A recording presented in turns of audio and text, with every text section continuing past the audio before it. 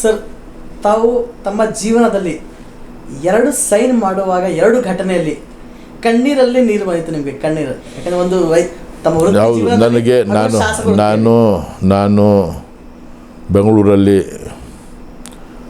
ಬೆಂಗಳೂರಲ್ಲಿ ನಮ್ಮ ಶಿವಾನಂದ ಸರ್ಕಲ್ ಹತ್ರ ನನ್ನ ಆಫೀಸು, 2ನೇ ಫ್ಲೋರ್ 3ನೇ ಫ್ಲೋರು.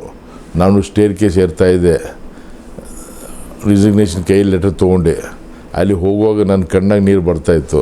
ನನಗೆ ನನ್ನ ಮಗ ನೆನಪು ಬರ್ತಾಯಿದ್ದ, ನನ್ನ ಮಗಳು ನೆನಪು ಬರ್ತಾಯಿದ್ರು, ನನ್ನ ಹೆಂಡತಿ ನೆನಪು ಬರ್ತಾಯಿದ್ರು. ನಾನು ಇಂಥ ದೊಡ್ಡ ರಿಸ್ಕ್ ತೊಗೊಳ್ತಾಯಿದ್ದೀನಿ, ನನಗೇನಾಗ್ತದೆ ಅಂಥೇಳಿ. ಆದರೂ ಕೂಡ ಧೈರ್ಯ ಮಾಡಿ ನಾನು